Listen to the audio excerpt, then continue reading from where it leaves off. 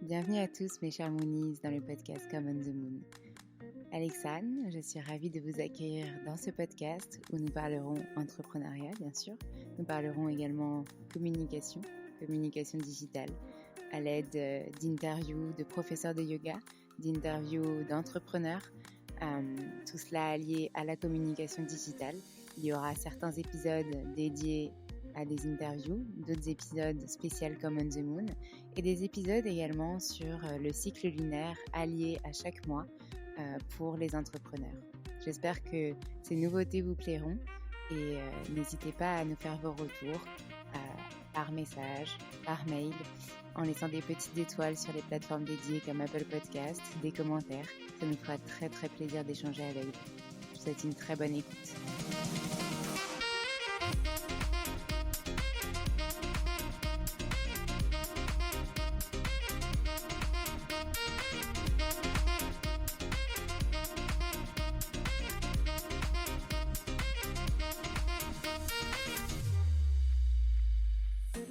Bonjour à tous, je suis ravie de vous retrouver dans ce nouvel épisode où nous allons parler de la thématique du lâcher-prise et de vivre l'instant présent. Nous allons vous donner 8 conseils pour les appréhender et quelques petites surprises. Donc je vous laisse écouter cet épisode, je vous souhaite une très belle écoute.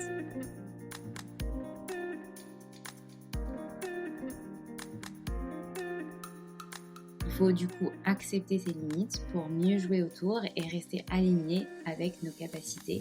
Et ainsi, vous allez réussir à apprendre à laisser s'envoler les objectifs trop exigeants et néfastes. Accepter qu'il y a des moments où notre travail ne doit pas nous empêcher de vivre notre vie personnelle, celle de l'épanouissement et du bien-être qui existe lors de ces moments de détente.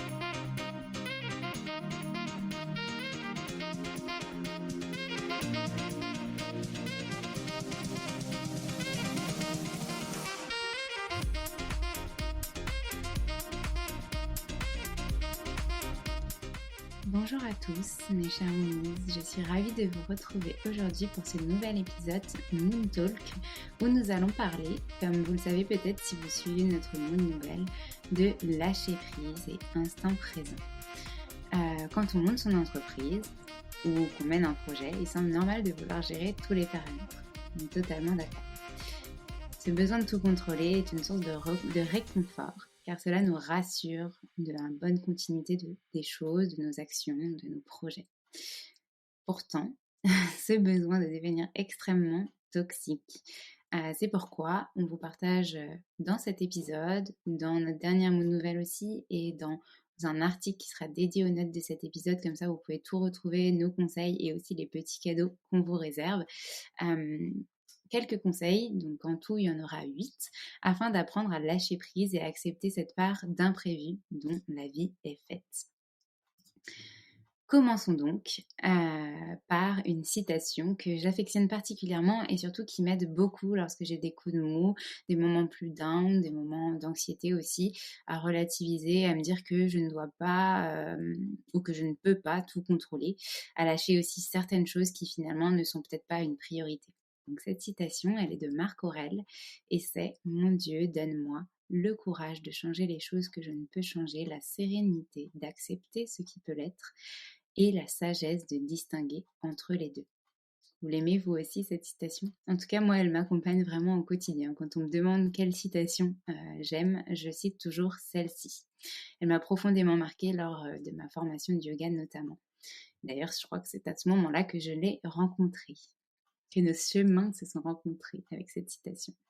Donc le premier conseil de cet épisode en découle bien sûr et d'ailleurs je tenais à préciser que ces conseils sont tirés de mon expérience, de celle de l'équipe aussi Come on the Moon et donc nous tenons vraiment à préciser que ils conviendront peut-être pas à tout le monde, qu'ils ne vous parleront peut-être pas tous et que chacun a son expérience avec le lâcher prise, donc nous espérons que nos conseils vous plairont et vous parleront et surtout pourront vous accompagner et vous aider. Donc le conseil numéro 1, prendre le temps de s'écouter et se respecter. Lorsque vous commencez à avoir une petite migraine, du mal de dos ou encore que vos pensées semblent plus négatives que d'ordinaire, c'est que votre corps vous envoie des signaux d'alerte, un message. Votre corps ressent et perçoit tout. Et surtout, il vous le fera savoir très rapidement lorsque quelque chose ne va pas. Il est alors nécessaire de l'écouter afin de se demander réellement ce qui ne va pas. Il semble pourtant simple de faire taire ces signaux au premier abord qui apparaissent aussi légers qu'une plume. Cependant, à enfouir nos émotions, elles s'accumulent. Elles finissent par devenir un boulet qui vous entraîne vers le fond. Donc il faut essayer de remarquer cette petite plume le plus rapidement possible. Elle se pose très discrètement sur votre morale, votre mental, votre bien-être. Donc on va essayer de la repérer le plus vite possible avant qu'elle devienne un vrai poids insurmontable. Je vais citer Aline de The Bee Boost qui faisait une allégorie entre justement la plume, si je me souviens bien, la pierre et le parpaing. Quand on est au stade de plume et qu'on arrive à s'en rendre compte, c'est que on est quand même très connecté à son bien-être, à soi, qu'on sait, enfin qu'on se connaît.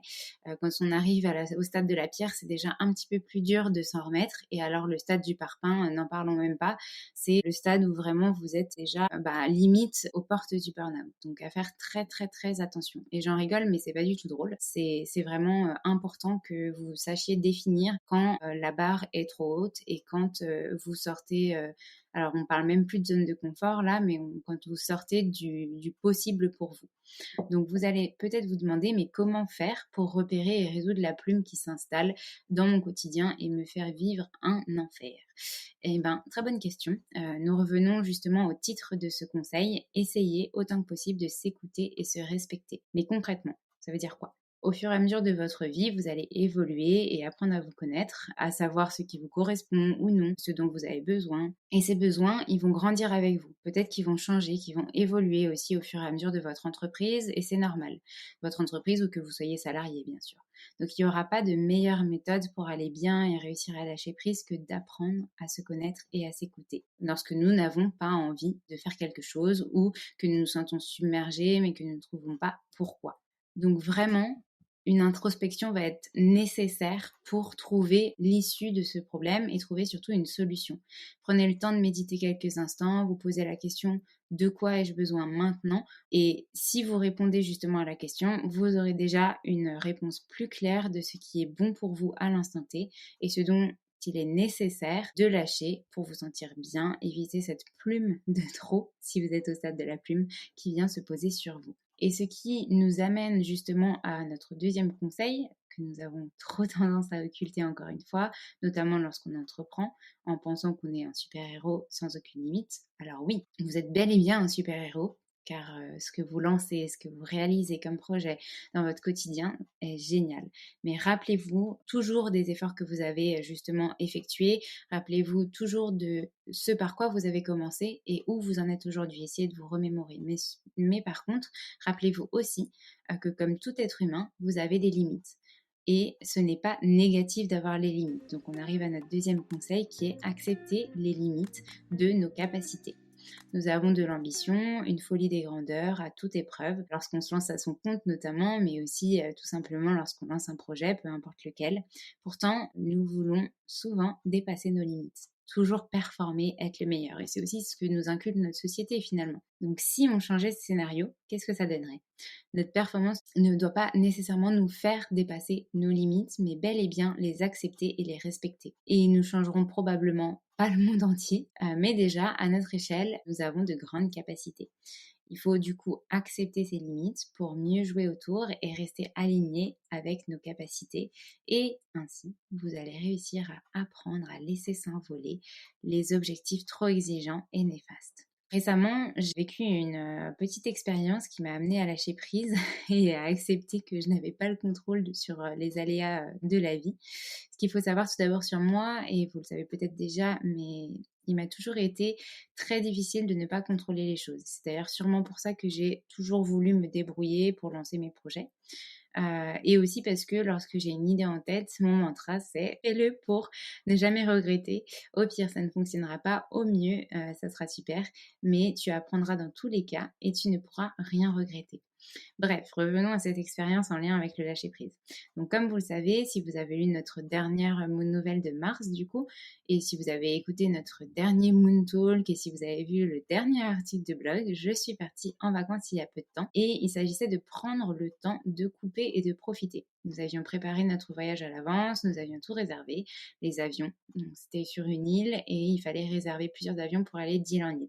Les Airbnb, les voitures de location, et nous partions du coup en vacances, mais nous partions pas vers l'inconnu, sans y être préparés. Nous avions bien décidé de tout prévoir à l'avance, de rien avoir à gérer sur place et surtout de pouvoir improviser nos découvertes des îles sans avoir à nous soucier des aspects matériels, donc voitures, etc. Mais comme vous vous en doutez, cela ne s'est pas passé comme prévu. Il a fallu que nous ne prenions pas en compte les intempéries, le fait que les îles étaient entourées de l'océan et donc que le temps pouvait rapidement changer du tout au tout. Nous devions arriver sur l'île principale et y dormir une seule nuit pour repartir le lendemain sur une autre île afin d'y profiter pendant 3 jours. Donc on se dirige à nouveau vers l'aéroport le lendemain de notre arrivée pour prendre ce fameux avion, mais celui-ci, dû à l'intempérie justement, à une tempête sur l'île d'arrivée, fut annulé. Donc l'aéroport nous propose un taxi, un hôtel pour la nuit et un taxi pour revenir à l'aéroport le lendemain et prendre le prochain avion.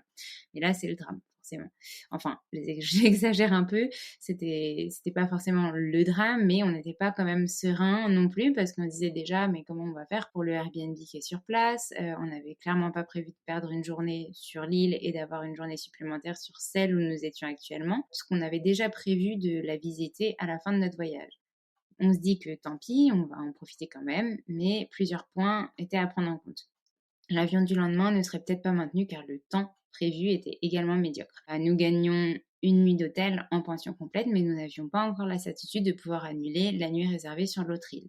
Nous avions une voiture de location déjà réservée sur l'autre île que nous ne pouvions pas annuler. On décide quand même de partir, de voir le positif, de booker une autre voiture pour la journée et surtout de profiter. Donc on se balade, on découvre, lorsqu'on prévient pour la voiture, ils préviennent l'agence sur l'autre île que nous n'arriverons que le lendemain et on doit quand même payer cette nouvelle voiture pour la journée. Donc, un coût supplémentaire. En plus, il restait plus qu'une grosse voiture à louer, donc forcément un peu plus cher. Mais bon, on part découvrir l'île pour la journée. La journée se passe super bien. Donc, nous profitons même de l'espace spa de l'hôtel, alors qu'à la base, on n'avait pas du tout réservé des hôtels avec des spas, etc. On a pu annuler et se faire rembourser la nuit au Airbnb sur l'autre île, donc tout va bien. Le seul truc qu'on a à payer en plus, finalement, c'est la voiture. Donc, on s'en sort quand même bien. Le lendemain matin, 5h30, on se dirige vers l'aéroport et on attend pour embarquer à nouveau un long moment jusqu'à ce qu'ils annulent à nouveau notre avion. Le scénario recommence. Mais là, les solutions sont moins favorables que la veille. On perd une journée de plus sur l'île et on nous propose de prendre un avion l'après-midi, faisant une escale sur une autre île. Et du coup, ça nous assurait pas de pouvoir repartir de l'île de l'île de l'escale pour aller sur l'île qu'on voulait vraiment visiter et où on avait tout réservé. Mais de toute façon, on n'a pas d'autre choix que d'accepter parce que si on n'accepte pas, on n'a pas d'assurance que l'aéroport nous paiera une nuit, etc. Donc on décide de louer une voiture juste pour la matinée, de faire une autre randonnée pour découvrir l'île, comme ça on perd pas de temps, on découvre, on revient à l'heure pour l'embarquement et cette fois-ci, miracle, l'avion décolle. Donc on arrive sur l'île d'escale et notre avion est retardé, mais au vu du temps, nous avons quand même bon espoir de pouvoir aller sur l'autre île. Et ce fut le cas. On peut repartir vers 16h et on arrive vers 17h sur l'île. Alléluia, 2 jours perdus sur l'île, mais on arrive enfin sur cette île pour la découvrir. Donc tout est bien qui finit bien. À l'aéroport, ils nous font payer finalement que 2 jours de location au lieu de 3 pour la voiture, donc un geste qui est quand même agréable. Et on a la fin d'après-midi pour découvrir l'île et toute la journée du lendemain.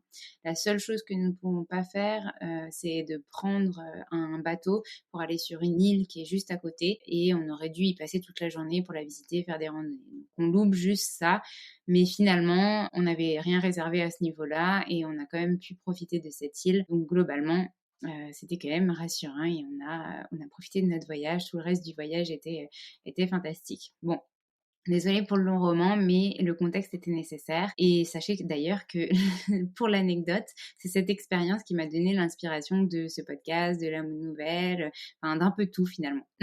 La morale de l'histoire, du coup, c'est que parfois, nos capacités ont des limites. Ici, on a eu beau tout prévoir et organiser à l'avance, on n'a pas pu tout contrôler. Et la seule chose que nous avons pu faire pour éviter de nous torturer et gâcher notre voyage, c'est de lâcher prise et de s'adapter. D'ailleurs, mon copain m'a donné cette citation qui s'applique vraiment bien dans ce contexte. S'adapter, c'est dominer. Ça m'a fait rire au premier abord, mais c'est vrai finalement. Le fait de s'adapter, c'est finalement de réussir à comprendre que ben on n'a pas le choix, mais d'un autre côté, on peut aussi tout tourner dans notre avantage. Et c'est ce qu'on a fait. On s'est adapté, on a visité autrement, et finalement, on regrette pas parce qu'on n'aurait peut-être pas eu le temps de faire toutes ces choses qu'on a fait s'il n'y avait pas eu ces intempéries. Donc merci aux intempéries. Cela nous amène à notre troisième conseil. Nous nous sommes adaptés afin de profiter quand même réellement et pleinement de chaque moment passé ensemble et de ses vacances. Donc notre conseil numéro 3, profitez de chaque moment de détente à fond. Le moment de la douche, du bain, le repas du soir, etc. Si on listait le nombre d'opportunités que nous avons pour nous détendre chaque jour, nous serions surpris de voir qu'il y en a beaucoup. Seulement, les événements plus anxiogènes de la journée viennent empiéter sur ces moments sacrés et c'est cela qui doit changer. Accepter qu'il y a des moments où notre travail ne doit pas nous empêcher de vivre notre vie personnelle, celle de l'épanouissement et du bien-être qui existe lors de ces moments de détente. Cela revient à vivre l'instant présent, à profiter de chaque moment sans se soucier d'hier ou de demain.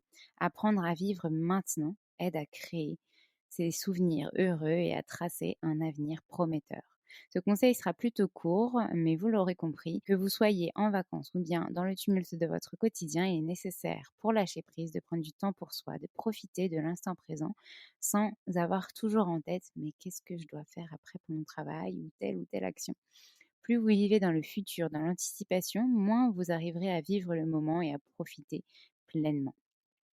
Je sais, ce concept est difficile à appréhender, voire très difficile, surtout dans un monde comme le nôtre où on nous demande d'être constamment dans l'action, dans l'anticipation, dans la réalisation de projets, d'être à 100%.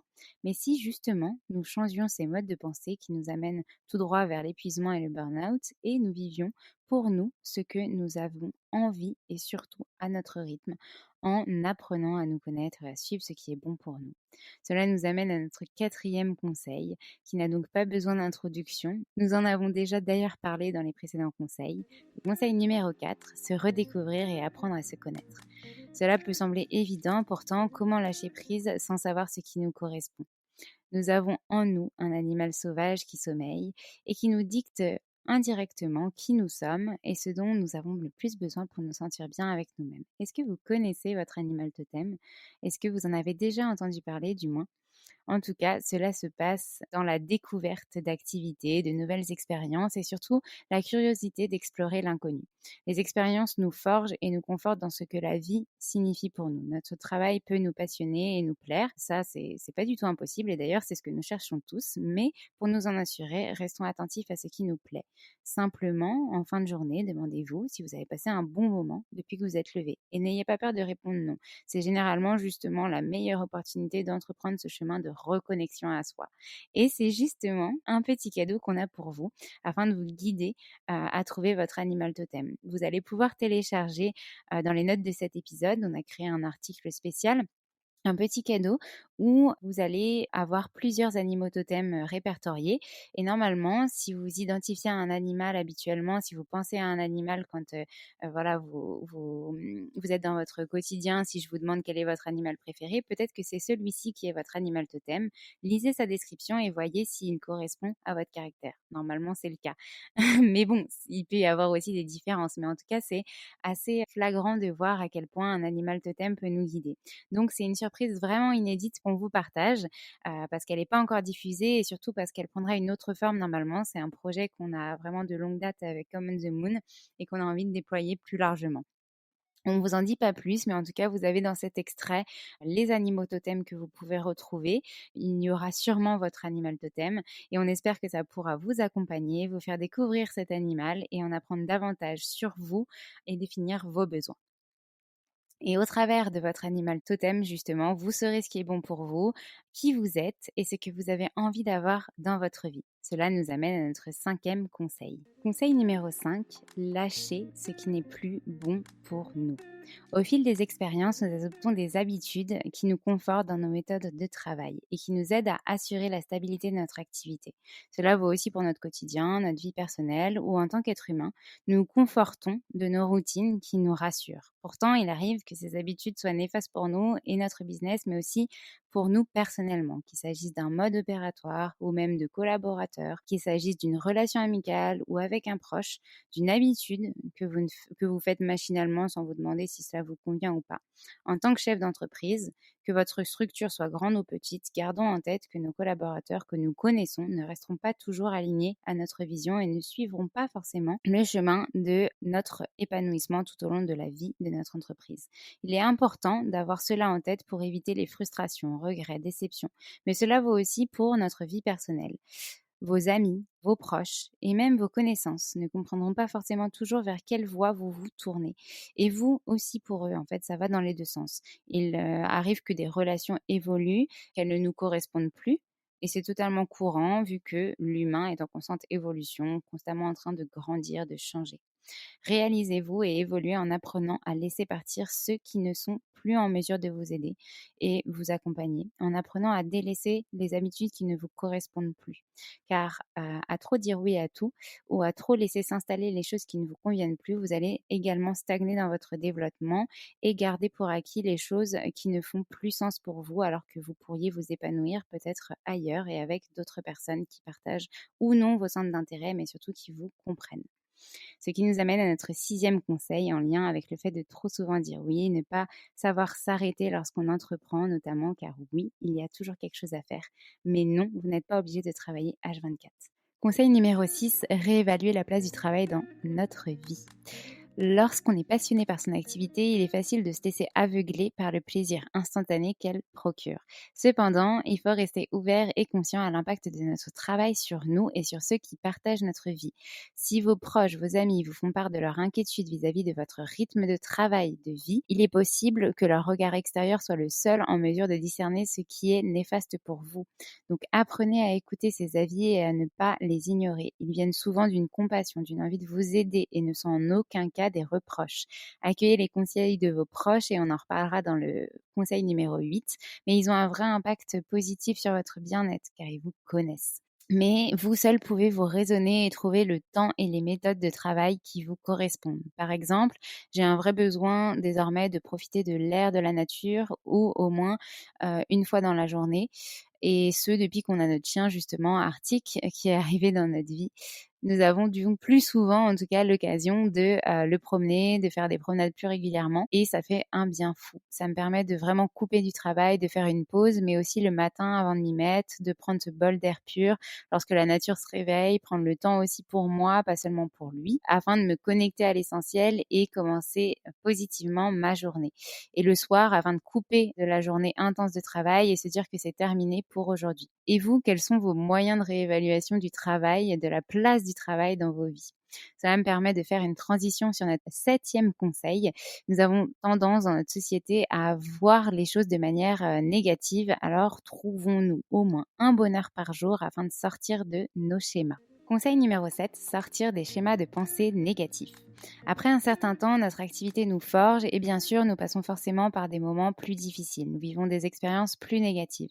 Ces expériences ne doivent pas venir empiéter sur les expériences positives qui font aussi partie de notre quotidien. À redouter de répéter certaines erreurs, on s'enferme dans une vision biaisée qui nous empêche de saisir les opportunités qui pourraient nous aider et changer notre vie. Donc, rester optimiste et ouvert au changement, mais surtout prendre conscience de nos schémas de pensée négatifs et les éliminer. Nous vivons dans une société qui a plutôt tendance à voir le négatif avant le positif ou à culpabiliser, regretter avant même que les choses ne se soient passées. On aurait pu, on aurait fait, si on avait fait comme ça, on pourrait peut-être plutôt faire comme ça, on aurait dû peut-être plutôt faire comme ça. Peut-être que vous entendez souvent ce genre de phrases ou vous vous entendez, vous, souvent les dire. C'est qu'effectivement, soit vous êtes entouré de personnes qui sont malheureusement poursuivies par ce rythme de la société, soit que vous aussi, vous avez tendance à vous imprégner des malheurs des autres. Et je vous rassure, c'est totalement humain et normal. C'est d'ailleurs la majorité de la population qui fonctionne comme ça. Il s'agit du coup de travailler cela afin de penser autrement. Lorsqu'une phrase ou une pensée négative vous parvient, posez-vous la question: comment pourrais-je la voir de manière positive? Et vous verrez, votre regard sur le monde changera petit à petit. Tirez profit de tout ce que vous faites dans votre quotidien. Ce qui m'amène à notre 8e et dernier conseil. Cet épisode va être un petit peu long. J'espère que chaque conseil vous parlera et vous aidera. Celui qui nous montre que s'entourer n'est pas une mauvaise chose, bien au contraire. Conseil numéro 8, s'entourer des personnes extérieures à votre projet pour vous accompagner à se lâcher prise.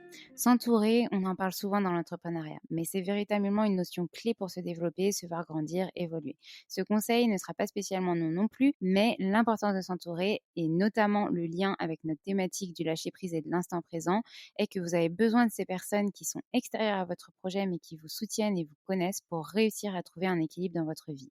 Ce dernier conseil est totalement en lien avec tous les autres, car si vous réfléchissez bien, ces personnes qui vous entourent, elles vous aident à sortir de vos schémas de pensée négatifs, à croire en vous, elles vous aident à réévaluer votre temps de travail, elles vous aident aussi à trouver ce qui est bon pour vous et lâcher justement le reste, ce qui vous encombre, etc.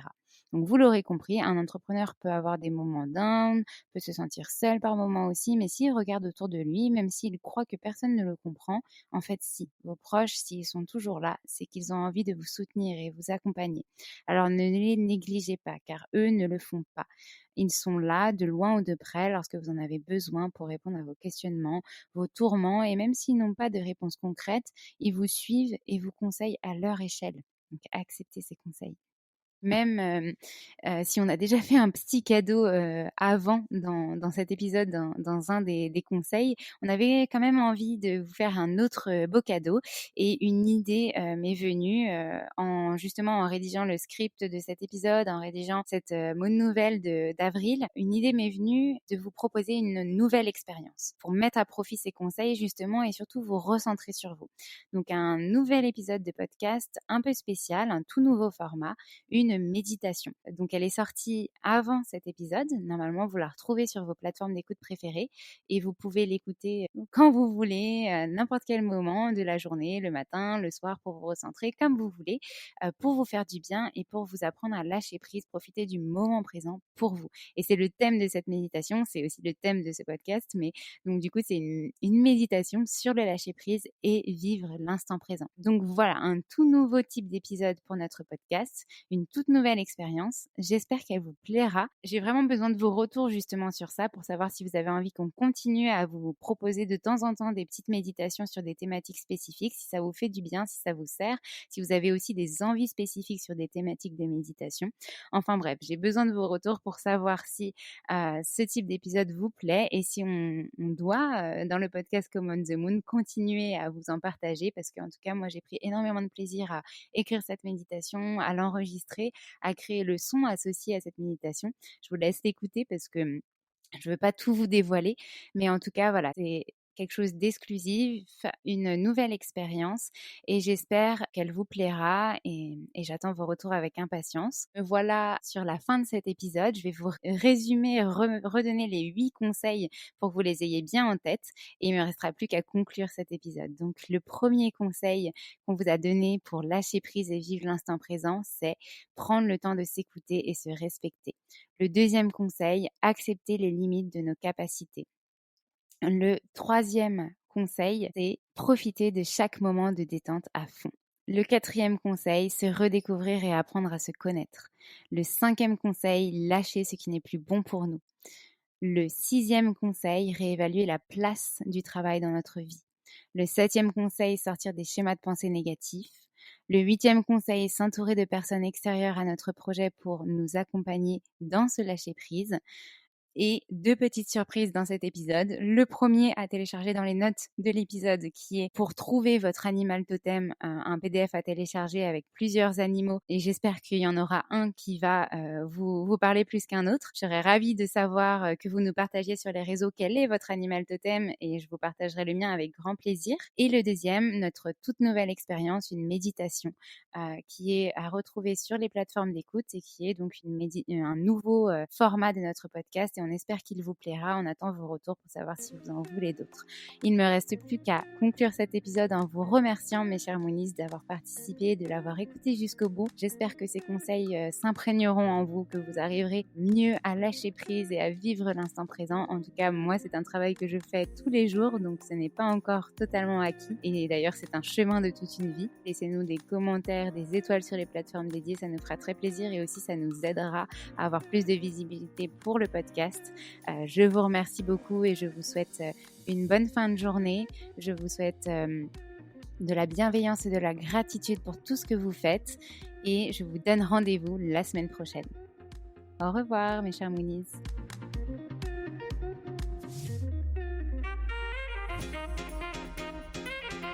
Merci à tous d'avoir écouté cet épisode. N'hésitez pas à nous laisser des étoiles et des commentaires sur les plateformes dédiées comme Apple Podcast et Spotify. Mais c'est aussi des messages privés, des commentaires. Ça nous fera très plaisir de pouvoir échanger avec vous. En tout cas, on vous dit à la semaine prochaine. Nous avons hâte de vous retrouver.